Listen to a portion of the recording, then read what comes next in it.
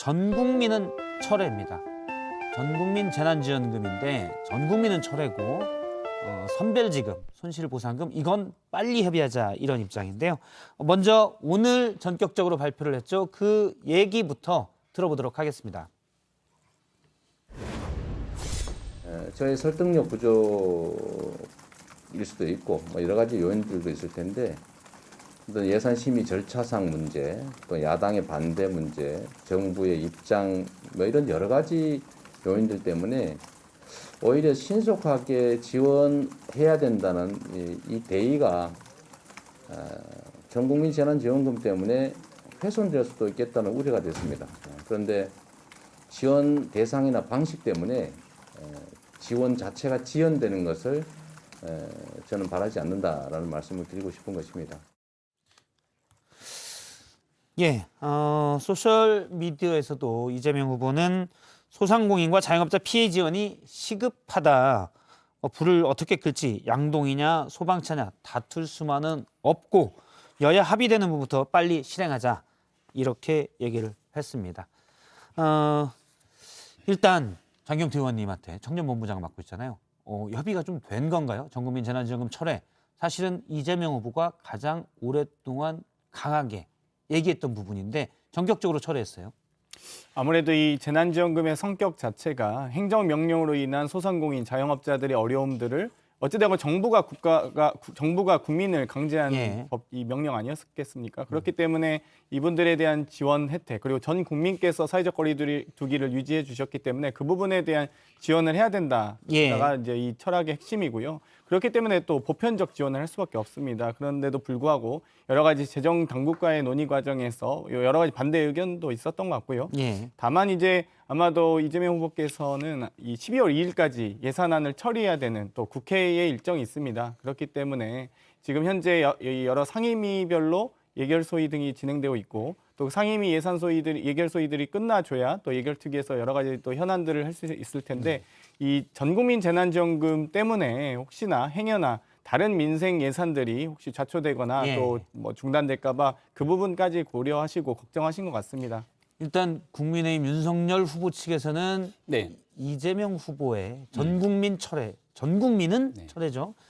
이제 어려운 사람은 빨리 많이 주자, 두텁게 주자인데 어떻게 보십니까? 평가하신다면? 그러니까 이재명 후보의 오늘 결정을 지켜보면서 윤석열 후보가 옳았고 이재명 후보가 틀렸다는 것이 증명된 것 아니겠습니까? 왜냐하면 그동안 손실보상에 집중해야 된다고 수차례 얘기해 왔기 때문에 어려운 분들에게 집중적으로 혜택이 돌아가기 위한 손실보상에 집중하면 될 일이다. 이렇게 말씀을 드리고요.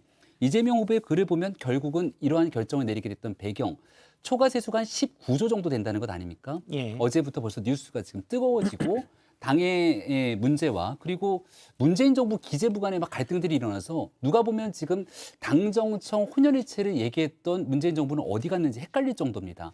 중요한 것은 올해 예측했던 돈보다 더 거친 돈이 전체적으로 합치면 50조 정도가 된다는 건데 그 정도의 돈이면 코로나로 어려움을 겪고 있었던 소상공인 자영업자에게 아주 집중적으로 손실을 보상하면서 문제를 해결할 수 있었을 텐데 지금까지 이 이재명 후보 등 정치적인 논쟁에 휩싸이면서 민생을 외면한 것 아닌가 아쉬움이 듭니다. 좀 이게 이견은 아니고 팩트는 좀 짚고 가고 싶은데요. 이 재난지원금과 손실보상금의 개념적 차이가 다릅니다. 그리고 현재 디딤돌 지원이라고 해서 소상공인과 자영업자에 대한 지원은 따로, 손실보상에 대한 부분은 따로 있고요.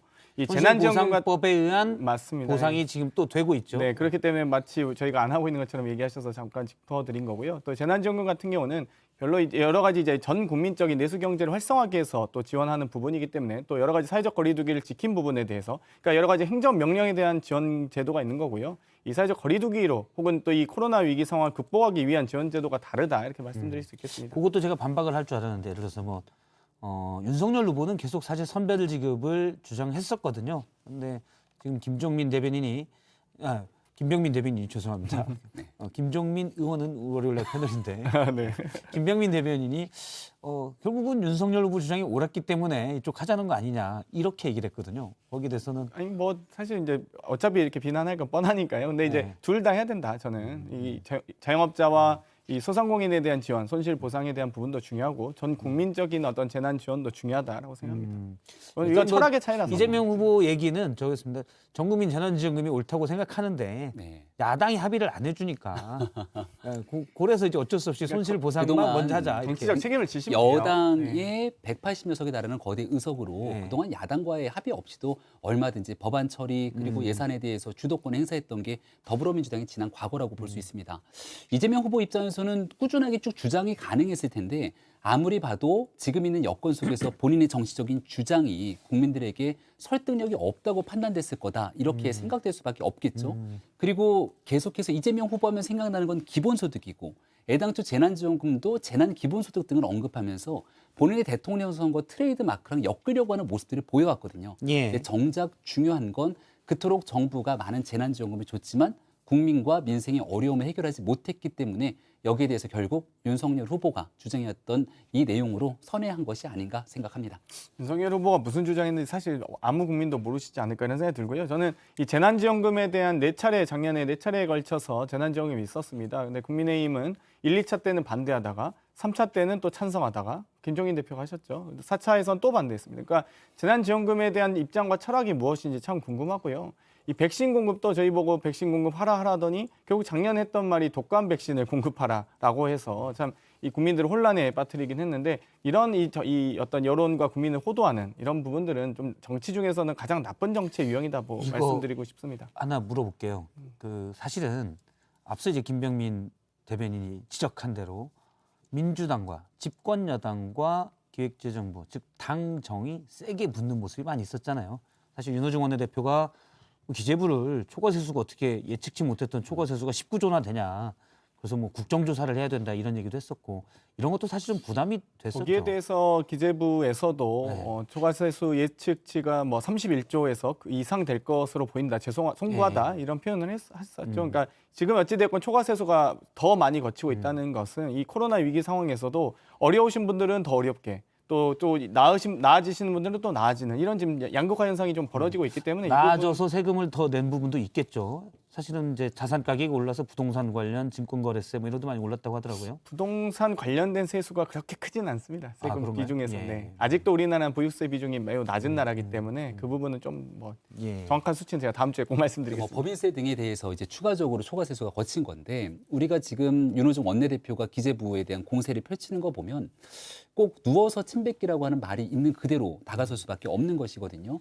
결국은 정부가 책임 있게 예산을 편성하고 여기에 대해서 이 초과 세수가 얼만큼 됐지 예산에 대한 이 실질적인 계획을 짜는 것은 정부의 책임 있는 자세고 결국은 예. 문재인 정부와 집권당의 책임 아니겠습니까? 근데 이 문제가 결국은 당과 정부가 제대로 된 한 목소리를 내지 못했고 이재명 후보 같은 경우는 만약에 문재인 정부와 거리를 두면서 내년도 대통령 선거를 치렀으면 다른 목소리를 낼지 모르겠지만 대장동 의혹 한복판에 서면서 문재인 정부에게 좀 깊게 의존하는 모습을 보였거든요. 원팀 정신을 강조하는 이런 여러 가지 현재의 상황들이 이재명 후보를 좀 곤란하게 만든 것은 아닌가 요거 싶습니다. 하나 여쭤볼게요. 그러면 이재명 후보는 자, 전 국민은 내가 철회하겠다. 일단 급한 것부터 해야 되니까. 그래서 손실보상금을 빨리 협의하자라고 야당에 요구를 했습니다. 예.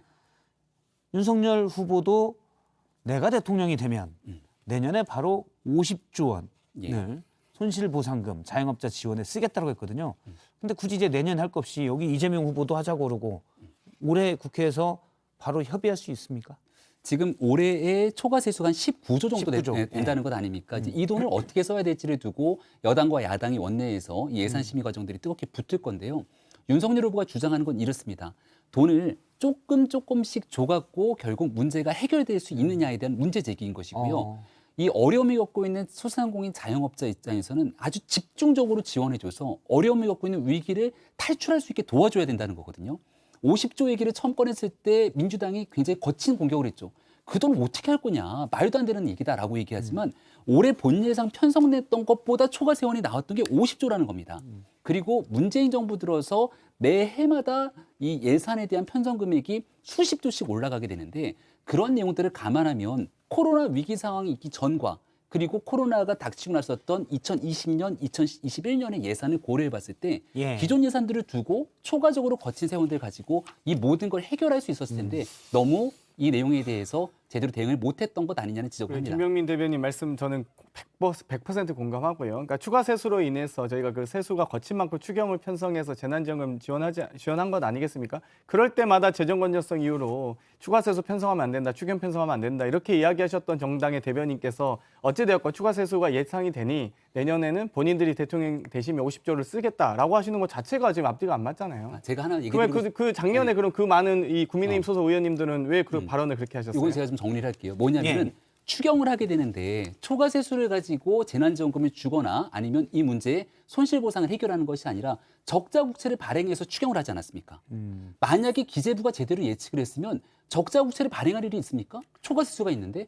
그러니까 초과 세수가 있음에도 불구하고 적자국채를 내서 추경을 한다는 것 자체가 앞뒤가 안 맞는 모순인 거예요. 여기서 정부의 실력의 문제가 나오는 거고 적자국채를 발행하면서까지 해야 되느냐 그 재정 건전성 문제가 여기 나온 거죠. 적자 국채란 말은 좀 어떤 말씀인지 모르겠는데 어찌되었건 이전에 우리 이제 추경할 때 대한민국의 적자 국채를 기존에 하는 있었던 말씀이죠. 추경에서 있는 예산에 국채 대해서 발행을 하는 이유는 작년에 어찌되었건 이 갑자기 코로나 위기가 겪으면서 전 세계가 경제 불황, 경제 성장 다 마이너스 7%, 8% 기록했습니다. 우리나라가 겨우 유일하게 뭐 1, 2% 정도로 이 세계에서 거의 1위로 이스라엘 뭐 가지고 얘기하시던데 세계 1위의 어떤 이 경제 성장률을 기록하기도 했고요. 이 부분에 대해서 여러 가지 지금 이 경기가 급속히 위축되었기 때문에 그때 갑자기 추가 세수 언제 거칩니까? 그러다 올해를 보니까 말하는 거예요, 올해. 이제 국채 발행을 해서 이제 했던 부분이 있다 이런 제가 말씀 이제 드리고 논의가 어쨌든 양쪽 여당 후보의 선대위에서 본부장 맡고 계신 분, 야당 선대위에 수석 대변인 다음 대변인, 지금 야당 선대위에 지금 다른 사람도 없잖아요. 거의 초핵심. 극소수 인원이긴 합니다만 지금 선대위가 아직 다 혼자 구성이 안 아니실까요? 됐으니까. 이게 빙산의 일각처럼 네. 이렇게 빙산이 조금 보이는 거고요. 그러니까 더 많은 분들이 다 대기하고 초핵심 계십니다. 두 명이 계시니까 여기서 뭐 핵심은 아니지만 서로 논의할 건 논의해 볼 수가 있으니까 일단 제가 뭐 거가는 아닌데 일단 두 분이서 해볼 수 있는 거는 네. 물론 가서 또 얘기는 해야 되지만요. 어차피 내년 50조는 어떻게든 마련을 하겠다는 게 윤석열 후보의 공약이잖아요. 예, 공약입니다. 그러면 그 정도에 하겠다면 지금 아까 말씀은 내년에 한 번에 쓰고 한 번에 확 줘야 된다. 어려운 거 돌려면 찔끔찔끔 안 된다는데 이번에 좀 무리해서라도 뭐 10여 조를 먼저 선별 지급을 좀 두텁게 하고 내년에 또 추가로 한 30조 하고 그러면 안 됩니까? 그러니까 손실보상에 대해서 올해 초과 세수에 대한 부분을 어떻게든 쓰는 것들을 이제 네. 고민할 것 아닙니까? 지금부터는 이제 원내의 시간으로 들어가게 될 것인데 네. 아마도 소상공인 자영업자에 대한 두터운 지원 네. 이 부분을 반대하는 분들은 없을 겁니다. 근데 이재명 후보가 이 얘기를 하면서도 오늘 얘기했던 게 또 지역화폐 얘기를 해요. 예, 네. 지역 앞에도 하자 뭐 이렇게 예, 이런 얘기했죠. 얘기를 해서 모든 진짜 어려운 분들에게만 실질적인 보상의 돈을 쓰는 것인지 아니면 이것도 넣고 또 딴 것도 하고 이렇게 가겠다는 것인지에 대한 진정성이 아직 확인이 안 돼서 아무튼 근데 손실보상을 세게 이번에 주자. 여기는 이제 충분히 동의한다는 거죠. 국민의힘에 있는 많은 구성원들이 같은 생각을 갖고 있을 것이고요. 그러면 그거 쉽게 다만 되겠네요. 디테일에 아니요, 대한 전혀요. 절차에 왜냐하면 대해서는 재난지원금 1차를 제외하고 2, 3차, 4차 모두가 다 이 선별적 지원을 했습니다. 1차만 전국민 지원이었고요. 예. 방금 말씀하신 대로 두텁게 어려운 곳을 더 두텁게 더 많이 지원해야 된다는 건 2, 3, 4차 때 다 그렇게 지원해 왔습니다. 근데 지금 마치 지원을 안 하다가 이제서야 막 마치 윤석열 후보가 대면한 것처럼 얘기하신 건 대단히 여론을 호도하는 바로 거다. 얼마 전까지 88%에 관해서 전 국민에 준하는 재난지원금을 주지 않았습니까? 이 부분을 얘기하는 것이 아니라 실질적인 정부의 규제 조치 때문에 어려움이 겪고 있는 소상공인 자영업자의 손실보상을 해야 되는데 예. 법이 있죠. 근데 법으로 정해져 있는 만큼 충분히 보상이 안 된다는 겁니다. 그러니까 이제 대상과 방식은 네. 논의할 수 있지만 적극적으로 주는 걸로 협의할 수 있다라는 게 그런 윤석열 후보 측의 입장이다라고 그러니까 이해하면 되겠습니다. 정말 그거는 윤석열 네. 후보께서 그렇게 생각하시니까 손실보상법 제정 과정에서 민주당은 더 두텁게 주자 했는데 국민의힘이 반대하셨어요. 원내대표님 제가 속기록 다음 주에 다 갖다 드릴게요. 정말 제가 너무 답답하네요, 정말. 거기에 대해서 기존에 있었던 소급 적용에 대한 문제부터 네. 해야 될 일들이 있는데 여기에 대한 재정 저희가 소급 적용하자 했고 소급 적용하지 말자고 그러니까 했죠. 네. 이거를 있는 그대로 내용들을 가지고 네. 차근차근 절차를 밟았었어야 되는데 윤석열 후보는 그 당 사람이 아니신가 봐요. 국민의힘 당 의원님도 다 그렇게 그렇지 얘기하셨는데 않습니다. 제가 다음 주에 윤석열 SNS에 제가 윤석열 공개하겠습니다. 후보의 50조 공약을 다시 한번 말씀을 드리면 네, 지금 다행이네요. 그래서. 소상공인 자영업자가 겪고 있는 어려움들이 있는데 이거를 아주 면밀하게 분석해야 되는 것이 첫 번째고요. 예. 그리고 분석을 해서 어느 정도 피해를 입었는지 확인한 다음 거기에 맞춰서 집중 지원하자는 공약이기 때문에 지금처럼 법은 있고 주긴 주는데 그만큼의 혜택을 잘 보지 못하는 국민들에게 실질적인 도움을 주겠다는 게 아무튼 뭐 공약입니다. 저희가 이제 1인당 뭐 25만 원 정도, 20조 정도 세원으로 이제 재난지원금에 대한 논의를 하고 있는데요. 만약 뭐 저는 좋습니다. 또 어려운 분들에게 50조를 들여서라도 더 드릴 수만 있다면 그게 국가의 책임이고 정부의 역할이기 때문에 저는 뭐 꼭 그 약속 꼭 지키시길 바라겠습니다. 일단 뭐 여야 대선 후보의 입장이 어려운 사람들 지원하자는 쪽으로는 일단 모여 있으니까 이게 원내로 좀 가면 속도를 입장이 다를까요? 당 속도 대표와 보고요. 원내도 다르고 대선 좀- 후보도 다르고 어디에 입장을 맞춰야 될지 좀 모르겠어요. 지켜보시죠, 뭐 국민의힘. 예산의 편성권은 정부에 있습니다. 꼭 우리 국민들께서 그렇기 때문에 예결위 과정 꼭 지켜보실 겁니다, 국민의힘. 네. 그러면 이제 전국민 대변인 같은 재난지원금 관련 분들이 얘기는 원내 들어오셨으면 예, 좋겠네요. 예. 좀 들어가실 그러니까 오셨으면 참 좋았을 텐데 원내는 입장이 왜 이렇게 다른 거예요, 도대체. 정말 그렇게 얘기하시면 저희 지역구에 있는 민주당 의원님이 서운해하세요. 그러니까 그 지역에서 당선되라는 말씀은 아니고요. 그리고 어떻게 들어갑니까? 뭐 윤석열 후보께서 공천 주시죠. 지역이 어디시죠? 3월에. 저는 서울 광진 갑 지역입니다. 네. 광진까지만 얘기하셔도 되는데 그러니까 굳이 또 갑까지 알겠습니다.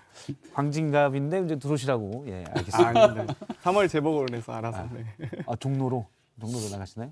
뭐 종로로 이준석 대표와 경선하시나요? 대통령 선거에 지금 집중하는 대변인 역할을 맡고 있습니다. 아 종로도 그러면 김병민 대변인도 나가실 수가 있겠네요. 무슨 사실. 말씀입니까? 지금 대변인 역할로 윤석열 후보의 대통령 선거 3월 얼굴이 9일이고요. 상당히 빨개진 것 같습니다. 그럼 안 나가신다는 거예요? 네. 절대? 불출마 선언하시는 거예요? 아니 3월 9일에 뭐 나온 것도 없고 얘기 나온 것도 없는데 그러니까 불출마하시는 그런 방식으로 거예요? 불출마는 의지가 있어야 불출마라는 거지. 일단 네. 저도 불출마. 네. 네 알겠습니다.